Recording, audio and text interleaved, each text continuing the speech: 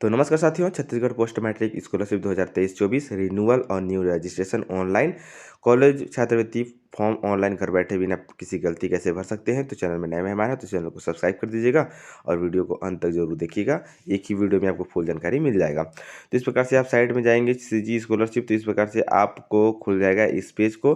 तो इस प्रकार से आप देख सकते हैं कि ये एक नया पेज आपके सामने खुल के आ गया है। और जैसे ही आपको स्क्रॉल करते हुए आपको नीचे आना है, यहाँ पर आपको दिख रहा होगा कि इस प्रकार से आप देख सकते हैं रजिस्ट्रेशन योरसेल्फ और लॉगिन। तो यदि आपने पहले रजिस्ट्रेशन नहीं किया है, पहली बार रजिस्ट्रेशन कर रहे हैं, तो आपको रजिस्ट्रेशन योरसेल्फ में क्लिक करना होगा। और यदि ऑलरेडी कर चुके हैं तो लॉगिन भी करेंगे। चलिए मैं रजिस्ट्रेशन योरसेल्फ में करके दिखा दे रहा हूँ। इसमें आपको अपना पहला नाम डालना है और इसके बाद मिडिल नाम डालना है, लास्ट नाम डालना है और कंफर्म फिर से करना है आपका पहला नाम। जैसे कि आपका नाम है अगर जितेंद्र कुमार, तो पहले जितेंद्र डालना है। कंफर्म मिडिल नेम नहीं है तो आपको लास्ट नाम कुमार डालना होगा। इस प्रकार से आप डाल सकते हैं। इसके बाद आप अनाथ है कि नहीं इसको डालेंगे। फिर आपके पापा क्या करते हैं उसको डालेंगे। आपके पापा का नाम डालना है। प्रोफाइल आपको डाल सकते हैं। जेंडर सिलेक्ट कर लीजिएगा। डेट कंफर्म कर सकते हैं। इसके बाद आपको आधार कार्ड नंबर डालना है, ईमेल आईडी डालना है, कंफर्म आधार कार्ड नंबर डालना है, कंफर्म मिडिल मोबाइल नंबर डालना है और कंफर्म आपको ईमेल फिर से डालना है। इस प्रकार से आपको परमानेंट एड्रेस डालना है, पिन कोड डालना है, पोस्ट ऑफिस कहाँ है उसको डालना है, सिटी डालना है, कंफर्म पिन कोड डालना है, पोस्ट ऑफिस को डालना है, आपको विदेश का नाम। और इस प्रकार से आप कहाँ रहते हैं, कौन से डिस्ट्रिक्ट में, ब्लॉक में, विधानसभा क्या है आपका, confirm district, confirm block, confirm विधानसभा क्षेत्र इसको सिलेक्ट कर लीजिएगा। इसके बाद आपको एक क्या करना है, आपको एक पासवर्ड बनाना है। 8 अंकों का पासवर्ड होगा जिसमें कि आपको एक कैपिटल लेटर और एक क्या डिजिट होना चाहिए। और इसके साथ ही आपको स्पेशल कैरेक्टर जैसे कि @ हैशटैग स्टार आदि का प्रयोग आपको करना होगा। फिर आपको अपना पासवर्ड बनाना है। अब फिर इसी को कंफर्म कर देना है। कंफर्म पासवर्ड करने के बाद आपको ध्यान देना है कि पंजीकरण के बाद आवेदन छात्रवृत्ति के लिए आवेदन में व्यक्तिगत विवरण, शैक्षिक योग्यता और जो है कि जितना भी आपको डॉक्यूमेंट है उसको आपको भरना होगा फिर से लॉगिन करने के बाद। तो फिर इसके बाद आप सेव कर दीजिएगा। और जैसे ही आप सेव करेंगे एक आपका रजिस्ट्रेशन कंफर्म हो जाएगा।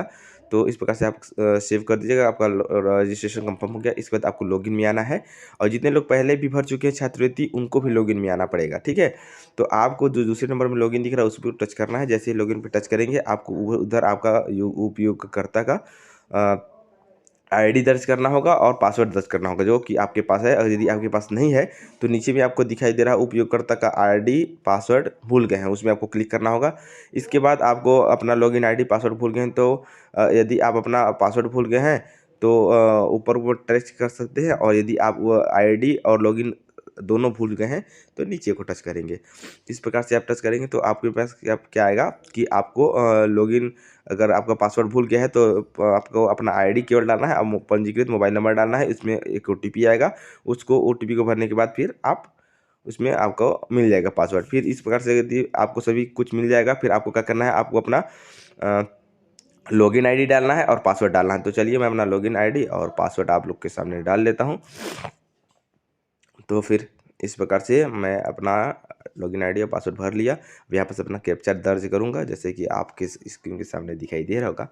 मैं कैप्चा भर ले रहा हूँ। और मैं बता दूँ कि यदि आप जल्दी से जल्दी आय वगैरह बनवा लीजिएगा, जितने लोग नहीं बनवाए हैं अभी आप लोग को भरना सिखा दे रहा हूँ। इस प्रकार से देखिए, अब जैसे ही करेंगे इस प्रकार का इंटरफेस दिखाई देगा। यदि आप पहली बार पहले ही भर चुके हैं तो इस प्रकार से आप लोगों को आईडी में दिखाई देगा, या तो आपने लॉगिन योरसेल्फ कर लिया होगा फिर भी इस प्रकार से इंटरफेस दिखाई देगा जिसमें साफ साफ बोल रहा है कि इस बार जो है शैक्षणिक सत्र 2023-24 में क्या है, ओटीपी बेस्ड पर आपका वो आईडी लॉक होगा। जैसे कि हम लोग भराते थे इसके बाद लॉक करते थे, जो महाविद्यालय चेक करता था तो उससे पहले आपको ओटीपी आपके आधार कार्ड में आएगा, इसके बाद ही वो होगा। आधार सेटिंग स्टेटस दिखाई दे रहा है, बैंक अकाउंट आधार सेटिंग एक्टिव होना चाहिए, क्योंकि यदि आपका इनएक्टिव रहेगा तो जो पैसा रहता है जो आधार बेस्ड होता है वो आपके खाते में नहीं आ पाते हैं।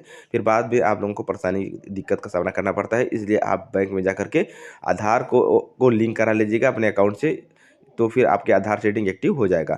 इसके बाद आधार ई-केवाईसी स्टेटस, ये भी आधार ऑथेंटिकेशन सक्सेसफुल, यानी कि वो भी ई-केवाईसी होना चाहिए, तभी आप नेक्स्ट में जाएंगे और भर सकेंगे। क्योंकि यदि आपका आधार सेटिंग एक्टिव नहीं रहेगा तो आपको दिक्कत होगा। दूसरे चरण में क्या करना है, आपको आपको क्या बोल रहा है कि जो भी जिसमें भी स्टार लगा है उसको अनिवार्य रूप से भरना है।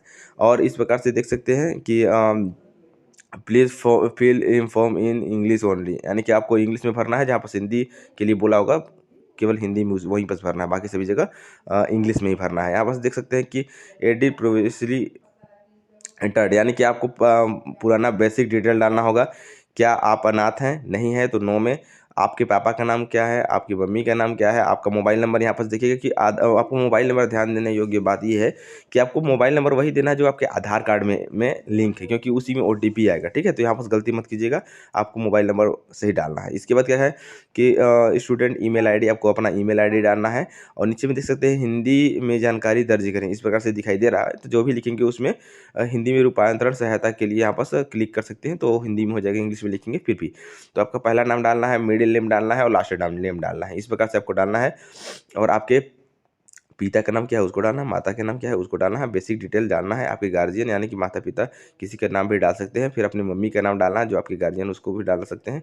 और आपकी मम्मी क्या करती हैं उसको भी देख सकते हैं। यदि आपका गवर्नमेंट जॉब है तो गवर्नमेंट जॉब, आपके पापा क्या करते हैं, आपकी मम्मी क्या करती है वो भी आप डाल सकते हैं। जो फार्मर है, प्राइवेट जॉब करती हैं, गवर्नमेंट जॉब करती है या अदर है, उसको आप डाल सकते हैं। इसके बाद रिलीजन क्या है, आप हिंदू मुस्लिम सिख ईसाई जो भी है उसको भी आप सिलेक्ट कर लीजिएगा। इस प्रकार से आपके अकाउंट में दिख जाएगा। फिर इसके बाद जाना है, यदि आप BPL यानी कि बिलो पॉवर्टी लाइन से नीचे, करीबी लाइन से नीचे हैं, तो आपको BPL में कलेक्ट करना है। जैसे आप BPL में सेलेक्ट करेंगे आपको BPL नंबर भी डालना पड़ेगा। और इस प्रकार से आपको ये डालना है कि आप दिव्यांग हैं तो नो कर दीजिएगा। इसके बाद आपको अपना डिस्ट्रिक्ट सेलेक्ट करना है, और डिस्ट्रिक्ट सेलेक्ट करने के बाद ब्लॉक भी सिलेक्ट करना है। और ब्लॉक करने के बाद विधानसभा सेलेक्ट करना है। और जैसे ही इन सभी को सेलेक्ट कर लेंगे आपको अपना एड्रेस डालना है। और आपको जैसे कि इस प्रकार से देख सकते हैं, मैं कोरिया जिला का हूँ तो यहाँ पर कोरिया जिला सेलेक्ट कर लेता हूँ। इस प्रकार से देख सकते हैं, जैसे कोरिया जिला सेलेक्ट करूँगा इस प्रकार से दिखाई दे देगा।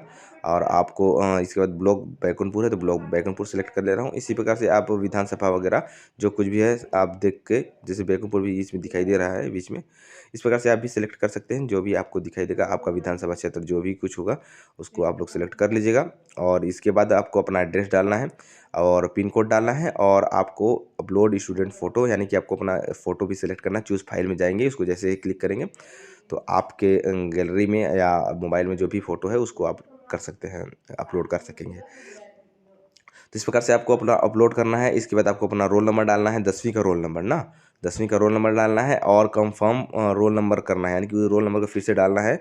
और आपको पासिंग ईयर कौन से साल में आपने कंप्लीट किया था 10वीं को उसको डालना है। बोर्ड नेम CGBSE था या CBSE था उसको डाल दीजिए। आपको परसेंटेज कितना आया था उतना को डाल दीजिएगा। इसके बाद आपको सेव में क्लिक करना है।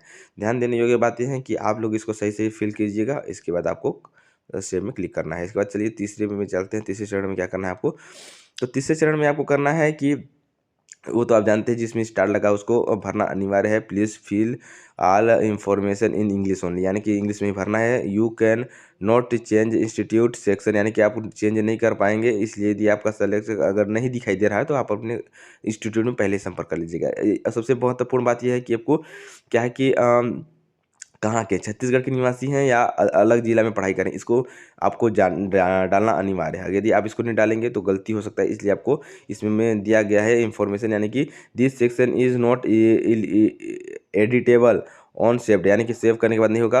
Please carefully in selecting this, यानी कि इसको आपको सेलेक्ट करना है एकदम केयरफुल के साथ। तो आपको यहाँ पर अपना इंस्टीट्यूट सेव करना है कि आप कहाँ के हैं, कौन से ज़िले में इंस्टीट्यूट है आपका, उसको सेलेक्ट करेंगे।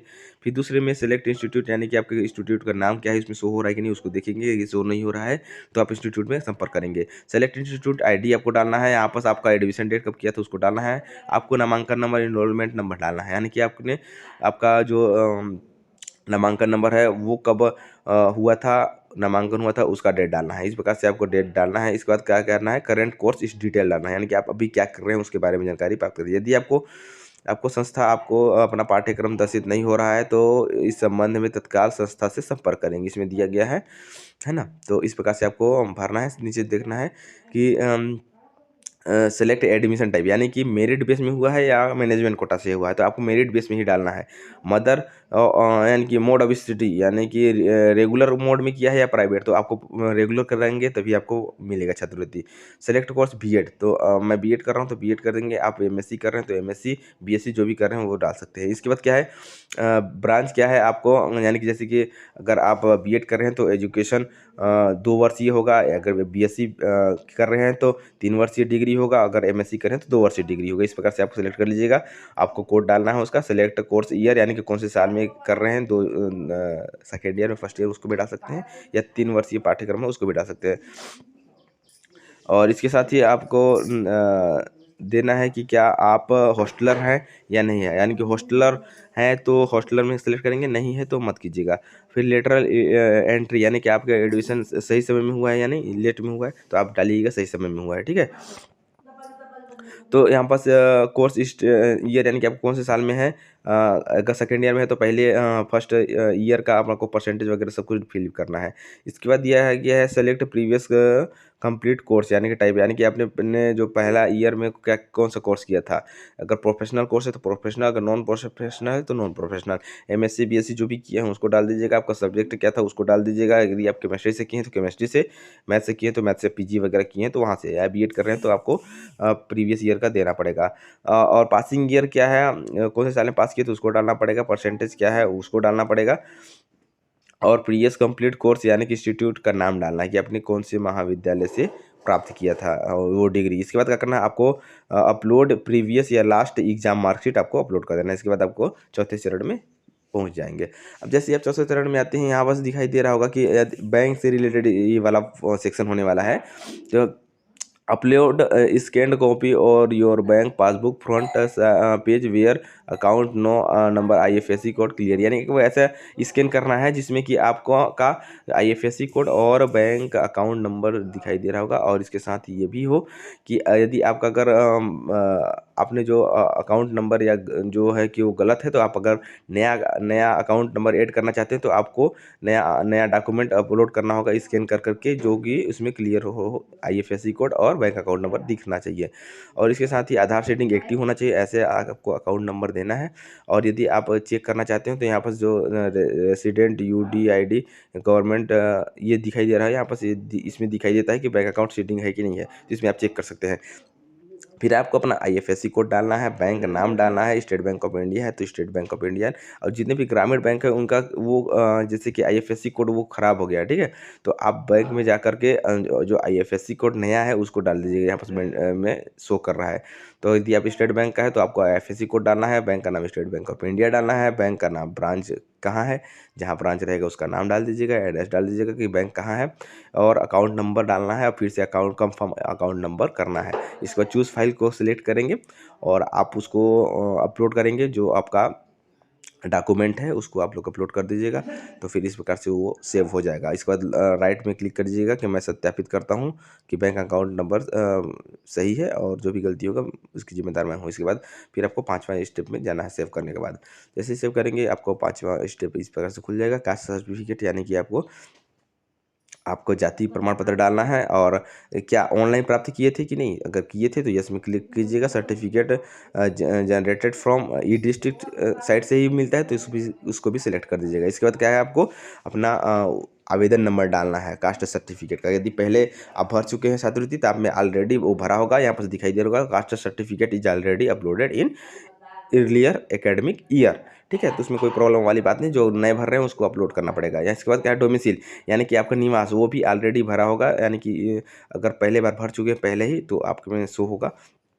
तो योर डोमिसिल सर्टिफिकेट ऑनलाइन अगर प्राप्त किए हैं तो यस कर दीजिएगा। सर्टिफिकेट ई डिस्ट्रिक्ट से मिला है तो उसमें ऑलरेडी होगा। इसके बाद आपको अपना आवेदन नंबर डालना है। आवेदन नंबर डालेंगे, पहले जो भर चुके हैं उनके में दिखाई देगा domicile certificate is already uploaded in earlier academic year, ठीक है। इसके बाद आपको क्या करना है, 6वां स्टेप में आना है। जैसे ही आएंगे इसमें दिखाई दे रहा होगा पोस्ट मैट्रिक स्कॉलरशिप क्या है, कि पहले आप सभी एकेडमिक ईयर का जो जानकारी उसको डालिए। इसके बाद इस पेज पे ये बोल रहे हैं। तो सबसे पहले चलिए मैं इसको दिखा दे रहा हूँ कि क्या क्या भर सकते हैं। तो इसमें इनकम सर्टिफिकेट से रिलेटेड है।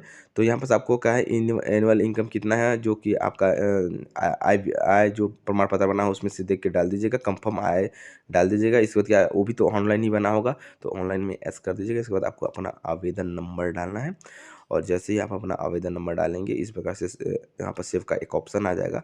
जैसे इसको डालेंगे आप सेव कर दीजिएगा। इसमें आपको ध्यान देने योग्य बात ये है कि यदि आप कम से कम 1 लाख से रिलेटेड कम के बनाइएगा। अभी तो बढ़ गया है, 3 लाख तक कर दिए हैं, लेकिन आप 1 लाख से कम का आय बनवा लीजिएगा और इसमें सही समय में आय डाल दीजिएगा। पुराना आय को मत डालिएगा, नया आय डालिएगा।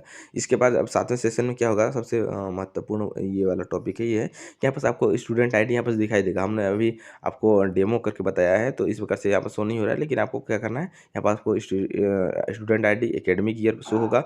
अभी का 23-24 का अप्लाइड फॉर किसके लिए, स्कीम के लिए वहाँ पर दिखाई देगा, छात्रवृत्ति स्कीम के लिए। कैटेगरी यहाँ पर दिखाई देगा, आपका जाति क्या है और नाम ऑफ स्टूडेंट आपका क्या है, डेट ऑफ बर्थ क्या है वो शो होगा, जेंडर आपका क्या है, रिलीजन क्या है, ईमेल आईडी, आधार कार्ड नंबर, इस प्रकार से आपको सभी चीज़ शो हो जाएंगे। तो इस प्रकार से देख सकते हैं। क्या आप दिव्यांग है, इसको भी आपको सिलेक्ट कर सकते हैं, यदि नहीं है तो नो हो जाएगा यहाँ पर। और इसके साथ ही आपके पापा का नाम, आपकी मम्मी का नाम, वो क्या करते हैं, मदर ऑक्यूपेशन और फादर, आपके पापा का व्यवसाय क्या है, ये भी दिखाई देगा। और यहाँ पर हैंडीकैप्ड है कि नहीं, और एनुअल फैमिली इनकम क्या है उसको भी दिखाई दे देगा। तो इस प्रकार से आप चेक कर लीजिएगा और आप में सही से एक बार जानकारी प्राप्त कर लीजिएगा। यहाँ पर इंस्टीट्यूट कौन सा है, एडमिशन डेट, एनरोलमेंट नंबर और स्टडी क्या है, टाइप, जैसे कि आप मेरिट बेस्ड पे लिए हैं उस टाइप का दिखाई देगा। लेटर एंट्री नो होगा। और यहाँ पर करंट एग्ज़ाम डेट या ईयर कौन सा था, आपने करंट कोर्स एग्ज़ाम में कौन सा रिजल्ट में क्या हुआ, पास हुए कि फेल हुए, प्रीवियस इंस्टीट्यूट कौन सा था, प्रीवियस कोर्स टाइप क्या था, इस प्रकार से जानकारी आपको पूरा मिल जाएगा। यहाँ पर से आपने पहले कौन से क्लास में पढ़ाई किया था, पासिंग ईयर क्या था, और 10वीं का रोल नंबर, पासिंग ईयर 10वीं कौन से साल में की थी, इस प्रकार से आपको कितना परसेंटेज आया था, इस प्रकार से शो हो जाएगा। डॉक्यूमेंट अपलोड क्या है, कास्ट सर्टिफिकेट अपलोड है या नहीं, और आय जाति सर्टिफिकेट अपलोड है या नहीं, उसका डेट कब था, इस प्रकार से उसमें शो हो जाएगा। और इसके साथ ही बैंक डिटेल में शो हो जाएगा कि आपके बैंक का नाम क्या है, ब्रांच का नाम क्या है, आईएफएससी कोड है, बैंक अकाउंट नंबर क्या है, इस प्रकार से आपको शो हो जाएगा। इसके बाद जो नीचे में सब कुछ दिखाई देगा, डिस्ट्रिक्ट विधानसभा क्षेत्र, इस प्रकार से पूरा pin code, address, city number और post office number, address number, ये सब पूरा शो हो जाएगा। इसके बाद नीचे में दिखाई दे रहा होगा घोषणा पत्र, तो इसमें क्या है कि एतद द्वारा वो घोषणा करती हूँ या करता हूँ कि मैंने विज्ञापन में दिए गए प्रावधानों एवं शर्तों को भलीभांति अध्ययन कर लिया है तथा ऑनलाइन आवेदन पत्र में दी गई जानकारी सत्य एवं प्रमाणिक है। यदि वास्तविक अभिलेखों से मिलान करने पर जानकारी यानी कि भिन्नता पाई जाती है तो अभ्यर्थी निरस्त की जा सकेगा, जिसके मैं स्वयं जिम्मेदार रहूँगा। ये अपने को करना है। इसके बाद क्या है, आई एक्सेप्टेड हियर पे टिक करना है, check the detail provide by me correct, यानी कि मैंने सही जानकारी दिया है, इसके लिए आपको करेक्ट करना है। सबसे महत्वपूर्ण बात ये क्या है कि यहाँ पास आने के बाद आपको क्या करना है कि जो ऑनलाइन हम लोग अभी कर रहे हैं, इसमें तभी लॉक होगा जब हम लोग ओटीपी यानी कि इसको कलेक्ट करेंगे। इसके बाद जैसे ही हम लोग click here to application and forward by to institute में क्लिक करेंगे, यहाँ पास आपको एक ओटीपी आएगा। जो वो ओटीपी केवल आपके मोबाइल नंबर में आएगा और जो आधार से लिंक होगा, तो आपके ओटीपी को डालेंगे। इसके बाद आपको स्टूडेंट के लिए फॉरवर्ड कर दिया जाएगा, आपका लॉक हो जाएगा, इंस्टीट्यूट में पहुंच जाएगा। तो आज की वीडियो में इतना ही। आशा करता हूं कि आपको वीडियो पसंद आया होगा। यदि पसंद आया तो चैनल को सब्सक्राइब कीजिए। मिलेंगे नए वीडियो में। यदि कुछ भी अगर आपको प्रॉब्लम है तो आप कमेंट बॉक्स में ज़रूर आप मैसेज कीजिएगा, मैं उसको रिप्लाई देने का प्रयत्न करूँगा। क्योंकि कुछ मैं तो इतना लंबा वीडियो हो गया है कि मैं सभी जानकारी को दे चुका हूं, लेकिन यदि किसी कारणवश अगर कुछ जानकारी छूट गया होगा तो इसके लिए माफ़ी चाहता हूं। आप कमेंट बॉक्स में ज़रूर पूछिएगा, मैं आपको जानकारी दूंगा। और इसके से स्कॉलरशिप से रिलेटेड जितने भी वीडियो हैं मैं आप लोगों को प्रोवाइड करते रहूँगा। मिलेंगे नए वीडियो में, तब तक के लिए धन्यवाद।